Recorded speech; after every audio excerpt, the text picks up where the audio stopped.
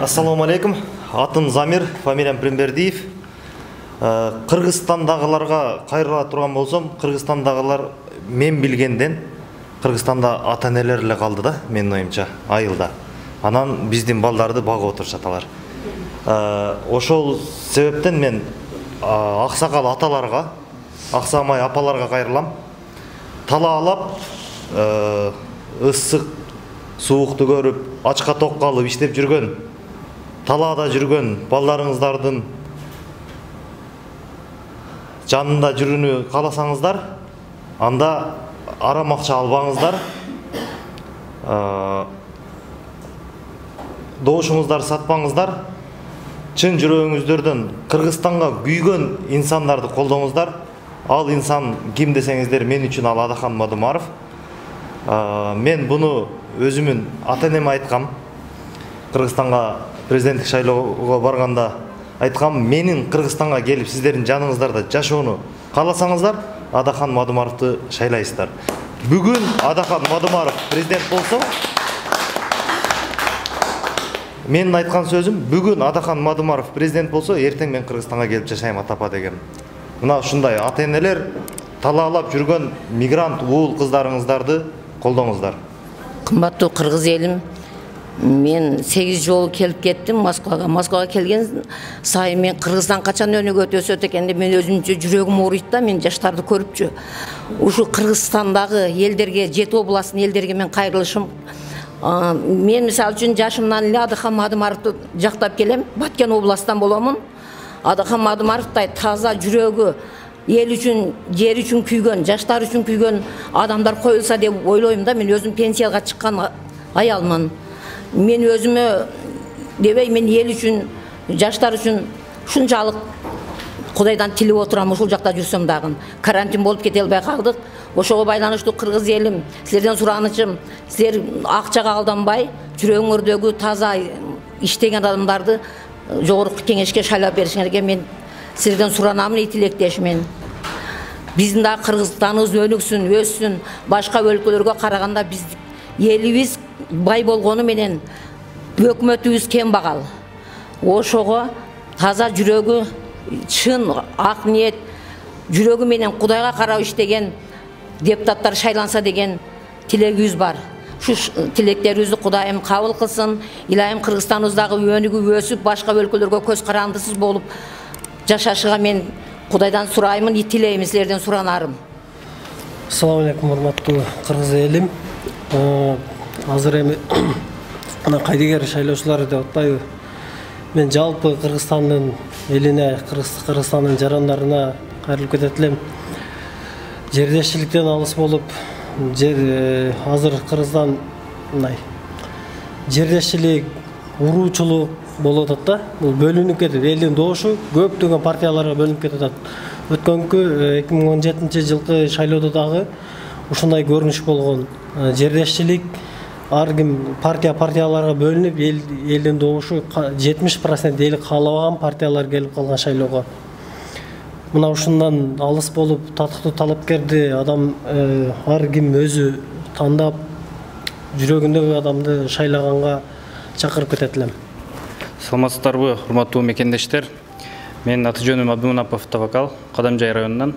Сиздерге айтып кетчү нерсе, биз мына Россия Федерациясында миллионго жакын мигранттар, сиздердин уул кыздарыңыздар Кыргызстанда жашап, Кыргызстанда сиздердин алдыңыздарда өзүбүздүн бала чака менен чогуу жашасак болбойт беле.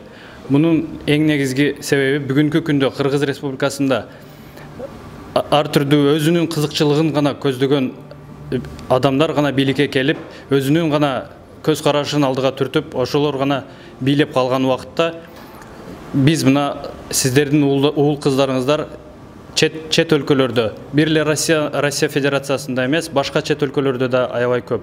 Ошондуктан ар бир кыргыз жаранын, ар бир Кыргызстан үчүн күйөмүн мен, Кыргызстанды сүйөм деген ар бир жаран үчүн мен айтып кетчү нерсе, ушул келерки шайлоодо эч бир бирөөнүн арам тыйынына же болбосо менин ушул жердешим болчу, айылдашым болчу, ушул мага той берделе деген сыяктуу туура эмес көз караштарга алданбай, чыныгы патриот, чыныгы кыргыз элин, кыргыздын келечегин ойлогон адамдарды шайлооңуздарды мен чын дилимден сурап кетем сиздерден. Жана талап кылам. Менин бүгүнкү күндө Кыргыз Республикасынын өнүктүрө ала турган чечкиндүү инсан бул Адахан Кимсанбаевич Мадумаров деп эсептейм. Ошону шайлап берүүңүздөрдү сиздерден суранып кетем. Жана талап кылам.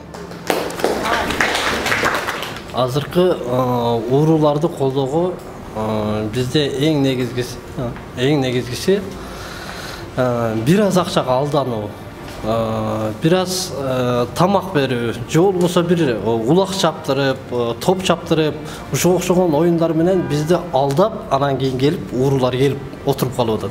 Биздин келечегибизди тебелеп, кесип, ошол келечектеги биздин алдыга койгон максаттарыбыз ишке ашпай атканы ушунда деп ойлойм. Эми уруулардын келип калышынын эң негизги себептери ошолор. Акчанын негизинен бир аз болбогон акчага биз алданып калып атабыз. Эл ошол нерсеге алданып калып атабыз. Биз ошого алданбайлы, сатылбайлы, сатпайлы деген нерсе ушундан болуп атат. Биз ошого алданбасак, бир аз акчага урууларга ишенбейли, алданбайлы десек, биз ушундай туура жолду тандашыбыз керек. Биздин тандоо бүтүн Кыргызстан партиясы. Саламатсыздарбы, урматтуу кыргыз элим. Бүгүн дагы биз бир тарыхый чоң окуянын алдында турабыз. Бул келерки шайлоо өзүңүздөр билгендей эле 2017 жылдагыдай баш аламан, адилетсиз шайлоону алып келбеш үчүн биз азыртан ойгонушубуз керек, ойлонушубуз керек. 2017 жылды Бабанов акча береткен, Жээнбеков акча береткенде акчаны алдык, а 5 жыл эл кыйналды го. Чет жерде жүргөн, мусапыр болуп жүргөн уул кыздарыңыздарды ойлойсуздарбы? Аларга жүрөгүңүздөр ооруй бекен? Жылына биз 200дөн ашуун жаш жигит кыздарды жоготуп атабыз. Яшикке салып жөнөтүп атабыз. Өзүңүздөр кабыл алып атасыздар. А ошонун негизинде кимдер күнөөлүү?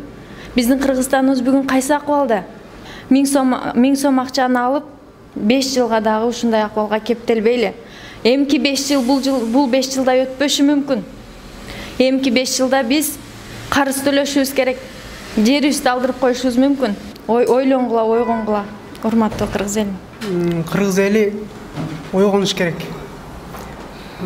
Жакында келаткан шайлоолорго уже баягы партиялар биригип, баягы эски карышкырлар өздөрүнүн баягындай фокустарын баштап атпайбы? Ошол боюнча кыргызстандыктар, Кыргызстан жарандары жакшылап анализ кылыш керек. Эми основном бизде баягы интернет тармактарында саясат уже башталган болуп кетти да, элдин башын айлантырган маалымат аябай көп болуп кетти. Эл кимисине ишенишин билбей калды. Ошон үчүн эл мунусунда анализ кылыш керек. Эгер Текебаев чыгып атат азыр, Атамекен жаңы дем деп, Ташиев чыгып атат, мен Садыр Жапаровдун партиясын баштап чыгам деп. Эми Текебаевди буну уже жоопко тартырыш керек болчу. Буга чейин Текебаевди жанагы Маевский, Саевский деп бир жоопко тартты эле. Текебаевди ал үчүн эмес, Текебаевди июнь окуялары боюнча жоопко тартырыш керек. Ташиевди көрдүк. Ташиевди канчасы менен бирикти. Була туруксуз адам болбойт негизичи. Анан бизде азыр татыктуу ушу принциби бар, жалгыз Адахан Мадумаров. Кыргыз элин жарандарын, кыргызстандыктарды ушул Адахан Кимсанбаевичти колдоп шайлап алууга чакырат элем. Атым Максатбек, Жалал-Абад областынын Көкжаңак шаарынан болом. Жумабаев фамилиям. Ассаламу алейкум, урматтуу касиеттүү кыргыз элим. Эми эмне деп кайрылмакпыз? Ушу эгемендүүлүк алгандан бери 29 жыл болду. Биз артка кетип, мына бир ямага түшүп алып, башка кошуна мамлекеттер ямадан өйдөгө чыгып атса, биз ылдыйлап эле кетип атабыз да. Эми бизди тааныган дос жора баардык кыргыз элибизге кайрылып кетебиз. Ушу тандоону жакшы жасасаңар. Элим, жерим деген бир ширеңге да уурдабаган, элдин казынасына кол салбаган таза инсандар бар. Кыргыздын учу куру эмес. Азыр биз ишенген Адахан Кимсанбаевич эле болуп турат. Ушул кишинин айланасында топтолуп мына суранып жатабыз Чубак ажыдан, сиз да кошулуңуз, сиз да таза инсансыз деп, сиз бизге ушу жол ачып бериңиз депчи. Ушундай адамдар топтолсо, үмүт кылып олтурабыз. Ушул шайлоодо биз шайлоо революциясын жасашыбыз керек. Ушул шайлоодо биз таза адамды, таза партияны шайлашыбыз керек. Ошондо гана Кыргызстан оңолуу жолуна түшүшү мүмкүн да. Афганистанда мына 10 жылда 252 адам өлүп келген. Ошолордун арасында менин бир тууган агам өлүп, ошол жактан кайтыш болуп келген. Азыр мына Москванын өзүнөн эле бир жылда же Россиядан бир 300 адам, ошонун тегерегинде адам, груз 200 болуп бара жатат. Ошого суранып кетем, ушу Кыргыз элине тандоону туура кылгыла, туура жасагыла, таза адамды шайлагыла, ошого аракет кылайлы. Жалпы кайда келмес жарандарды мен макул эмесмин, жана менин укугум бар. Элдик эң чоң кыймылга, биригүүгө чакырып кетем. Биз уурулар менен күрөшүбүз керек. Ассаламу алейкум демекмин. Биринчи бул кайрылууда биз өзүбүз үчүн эмес, бул эл үчүн кайрылуу болуп атат.